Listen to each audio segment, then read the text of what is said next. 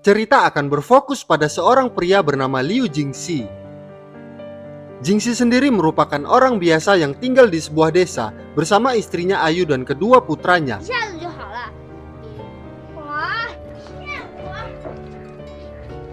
Mereka memulai hari dengan sarapan bersama dan tampak kebahagiaan dalam keluarga mereka yang sederhana.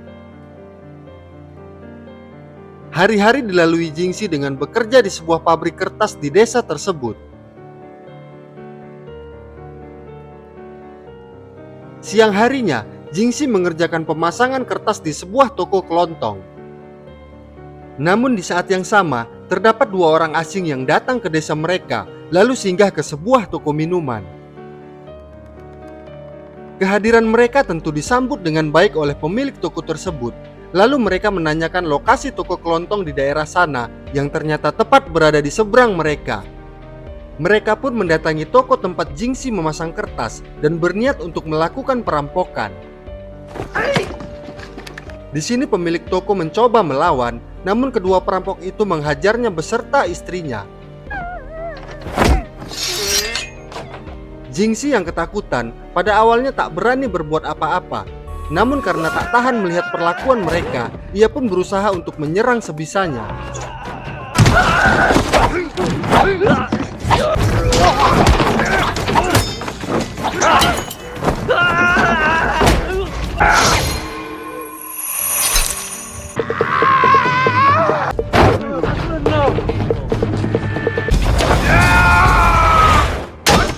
Meskipun terlihat Jingxi yang dihajar habis-habisan, namun malah kedua perampok itu yang mati.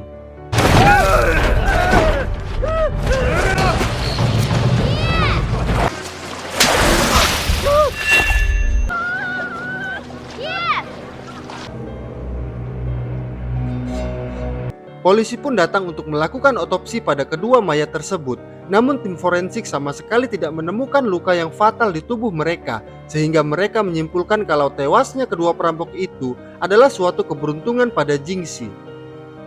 Hingga datang seorang detektif yang bernama Baiju. Ia menemukan fakta bahwa salah satu mayat tersebut merupakan buronan kelas kakap yang sangat ditakuti dan diakui ilmu bela dirinya. Mengetahui hal itu, kepala polisi segera mengumumkannya kepada semua warga dan menyatakan kalau Jingxi sebagai seorang pahlawan. Namun tidak dengan Baiju, ia merasa ada kejanggalan atas kejadian itu. Di sini ia terus berpikir, bagaimana bisa orang biasa mampu membunuh dua orang buronan kelas kakap sekaligus meski hanya sebuah kebetulan.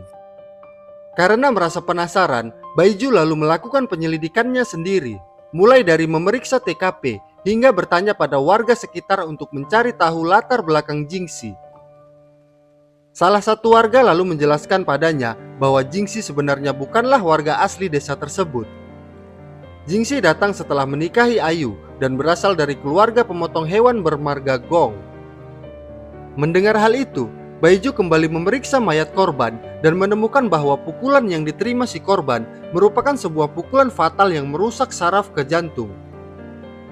Teknik ini membutuhkan kemampuan luar biasa yang hanya dimiliki oleh 3 orang di dunia, yaitu Feng Rishou si pembantai, Zhao Yiguang si pencungkil mata, dan Bu Yuan si psikopat. Lalu kita diperkenalkan sosok Baiju yang ternyata sangat ahli dalam ilmu akupuntur. Di sini ia sedang mengobati luka pada organ dalamnya akibat pernah diracuni oleh seorang bocah yang ia pergoki saat melakukan pencurian. Keesokan harinya, Baiju mendatangi Ayu untuk mencari informasi tentang Jingxi. Di sini terungkap bahwa Jingxi datang dari desa lain sejak 5 tahun yang lalu, kemudian menikahi Ayu yang saat itu sedang berstatus sebagai seorang janda beranak satu yang telah ditinggal pergi oleh suaminya. Sejak saat itu, mereka menikah dan dikaruniai seorang anak lagi. Namun Ayu tidak pernah bertanya tentang masa lalu Jingxi karena takut bila hal itu akan menyinggungnya dan membuat Jingxi juga meninggalkannya. Setelah itu Baiju mendatangi dan menginterogasi Jingxi di tempat kerjanya, lalu meminta Jingxi untuk melakukan reka ulang saat kejadian tersebut.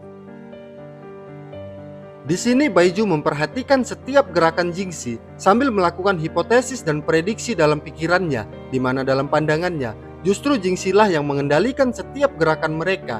Dengan kata lain, Jingxi yang terlihat lemah ternyata bukanlah orang sembarangan. Siapakah Jingxi sebenarnya? 离月玉侯，昆金球。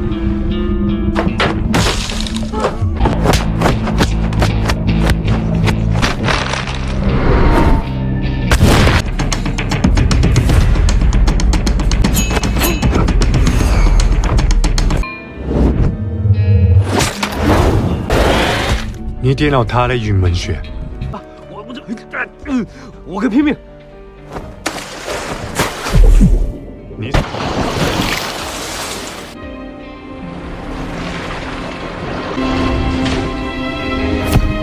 你取太阳穴，直击迷所神经。刘金喜，你到底是啥子人？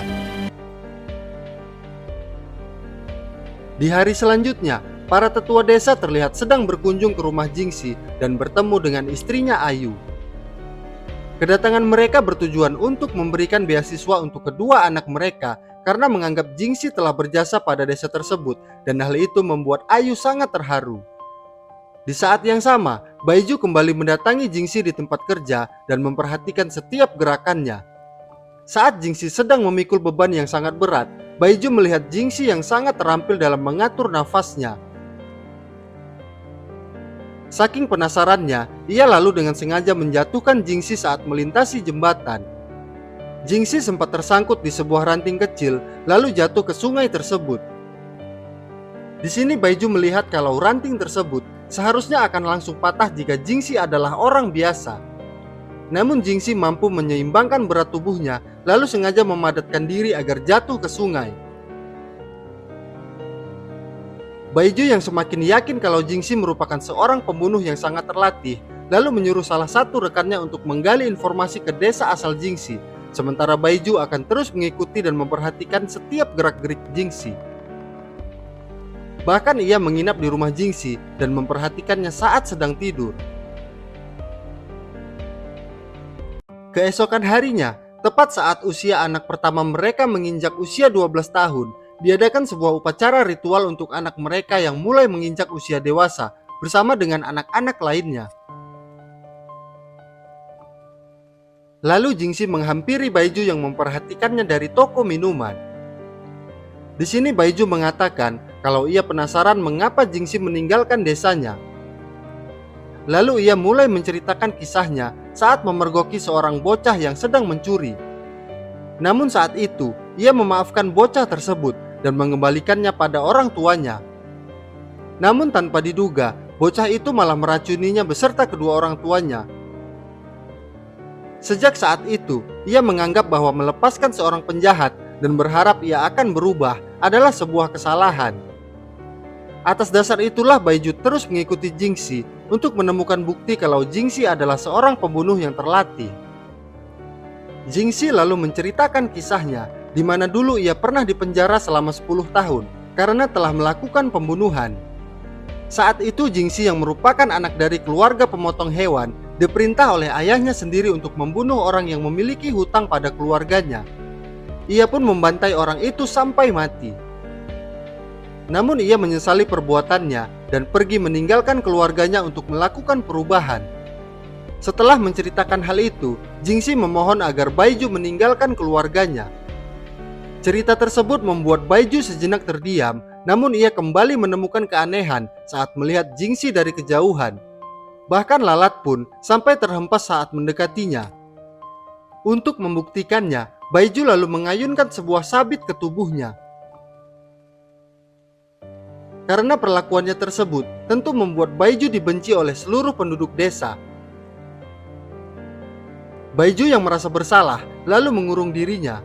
Namun rekannya tiba usai mencari informasi di desa asal Jingxi. Rekannya itu lalu menjelaskan hasil penelusurannya di desa asal Jingxi, di mana terdapat sebuah keluarga pemotong hewan yang dibantai oleh sebuah kelompok bernama 72 Iblis, yang kebetulan juga ditangani oleh Baiju saat baru memulai karirnya sebagai seorang detektif. Pada kejadian itu, kelompok tersebut bahkan menghidangkan daging dari para korban untuk dijadikan hidangan dan dibagikan kepada seluruh penduduk desa di sana. Sejak kejadian itu, Tang Long yang merupakan komandan kedua dari kelompok tersebut menghilang hingga saat ini. Baiju lalu menghubungkan hal ini yang terjadi tepat saat Jingxi datang ke desa ini. Lalu ia menyimpulkan bahwa Jingxi tak lain adalah Tang Long, sang komandan kedua dari kelompok 72 iblis. Mengetahui hal itu, Baiju berniat kembali ke kota untuk meminta surat penangkapan atas Jingxi alias Tang Long kepada atasannya. Namun Jingxi yang melihat Baiju akan pergi menawarkan untuk mengantarkannya melewati jalan pintas. Hal itu membuat Baiju gemetaran karena mengira Jingxi berniat untuk membunuhnya di tempat sepi. 你真的不孝啊！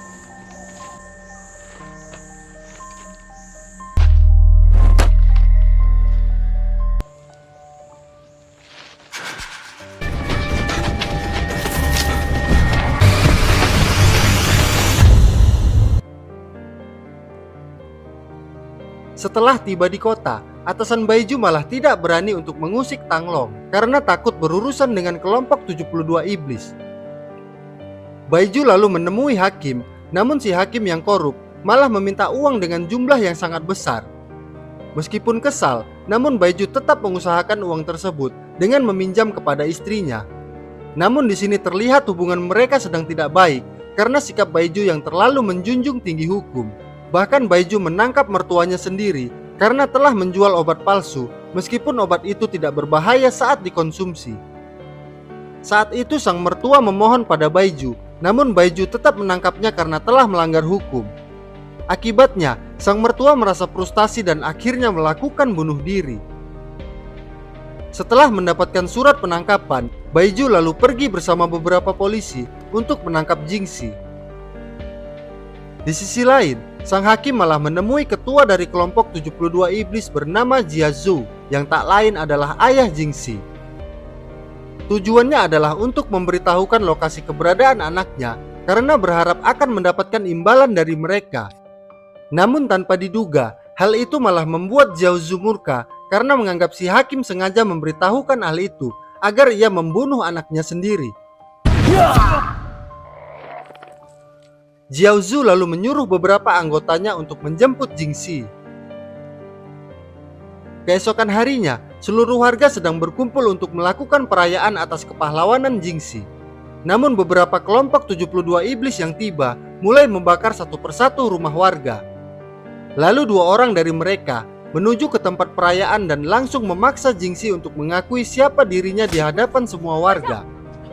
Awalnya Jingxi menolak melakukannya, namun salah satu dari mereka menggorok leher seorang tetua di sana. Saat akan menyakiti seorang tetua lagi, Jingxi akhirnya beraksi dan menunjukkan siapa dirinya sebenarnya.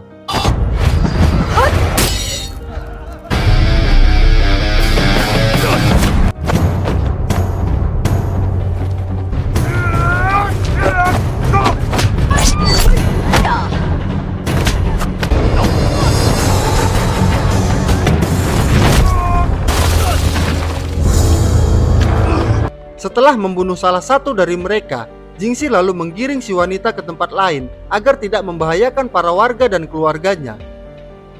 Pertarungan pun dilanjutkan di sebuah kandang kerbau.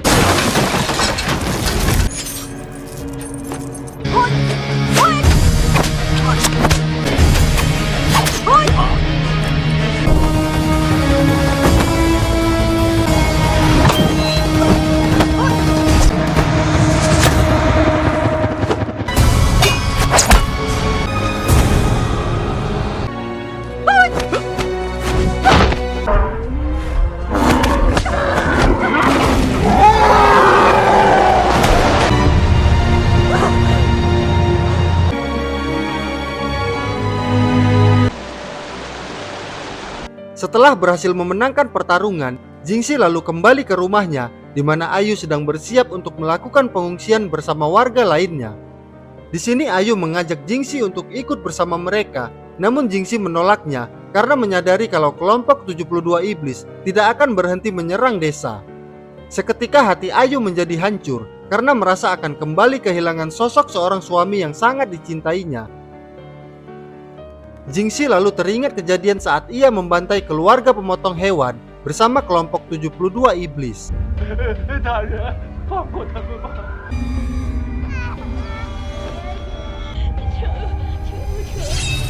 Saat itu ia memandangi seorang anak yang meminta pengampunannya, dan hal itulah yang membuat ia tersadar akan dosa-dosanya dan memilih pergi meninggalkan kelompoknya untuk bertaubat dan memulai hidup yang baru.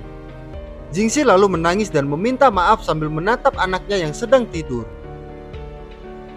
Keesokan harinya, Baiju dan beberapa polisi tiba di desa dan melihat pemandangan mengerikan setelah penyerangan kemarin yang banyak memakan korban jiwa. Menyadari kelompok 72 iblis telah menyerang desa, para polisi memilih untuk tak ikut campur dan membiarkan mereka saling membunuh, lalu akan kembali setelah penyerangan selesai. Jingxi lalu mendatangi Baiju dan terlihat kecewa dengan tingkah Baiju yang menyebabkan hal ini. Di saat yang sama, Ayu dan kedua anaknya terlihat sedang menuju ke pengungsian bersama para warga. Malam harinya Jingxi terlihat sedang berbincang dengan Baiju. Di sini Baiju bertanya alasan Jingxi tidak membunuhnya saat di hutan. Jingxi lalu menjelaskan kalau saat itu istrinya berkata bahwa Baiju adalah orang yang baik. Dan ia juga mempercayai Baiju yang berjanji kalau ia tak akan kembali ke desa tersebut. Lalu mereka membuat sebuah rencana di mana dengan ilmu akupunturnya, Baiju membuat Jingxi seolah telah mati untuk mengelabui kelompok 72 iblis yang datang untuk menjemputnya. Namun teknik ini hanya berlaku selama 15 menit, di mana jika dalam waktu tersebut Baiju tidak berhasil membangunkannya, maka Jingxi akan mati untuk selamanya.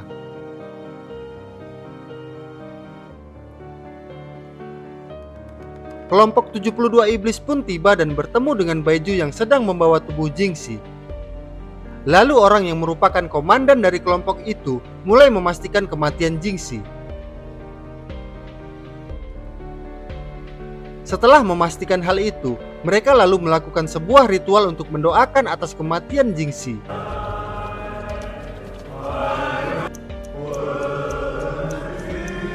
Di sisi lain, ternyata Xiaozu mendatangi tempat pengungsian untuk mencari keluarga Jingxi. Di saat yang sama, Baiju mulai terlihat cemas karena ritual yang tak kunjung selesai dan waktu yang mulai habis. Ia pun dengan terpaksa membangunkan Jingxi di hadapan kelompok tersebut. Menyadari kalau rencana mereka gagal, Jingxi pun tersenyum, lalu mengambil pedang milik komandan tersebut dan memotong tangannya sendiri.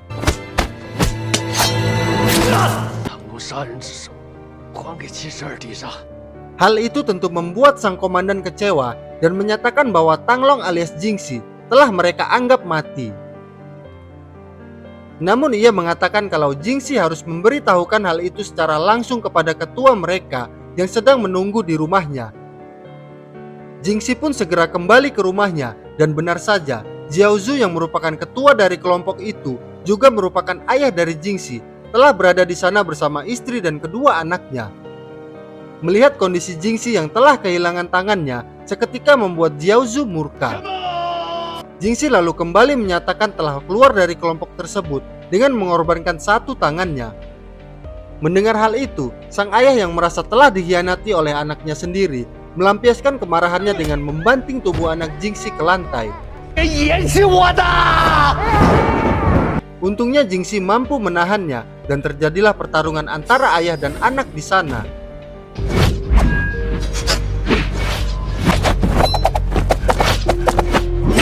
Di saat yang sama, Baiju yang baru tiba segera menuju ruang bawah untuk membantu Jingxi dengan menggunakan teknik akupunturnya.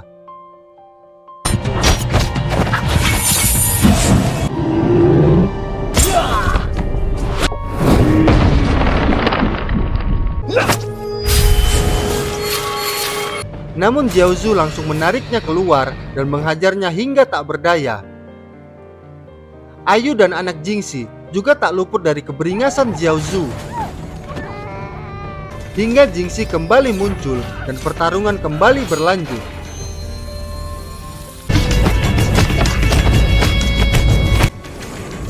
Di sini Jingxi yang hanya memiliki satu tangan tentu tak bisa menandingi kehebatan Xiaozu.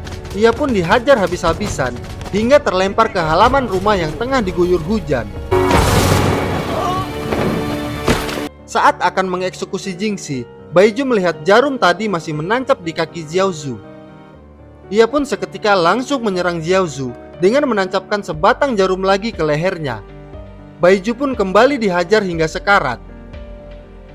Namun Jiaozu yang kini tertusuk di bagian kaki dan lehernya seketika tersambar petir dan menewaskannya saat itu juga. Tak lama kemudian, Baiju yang terluka parah akibat serangan Jiaozu juga harus tewas dalam kejadian itu.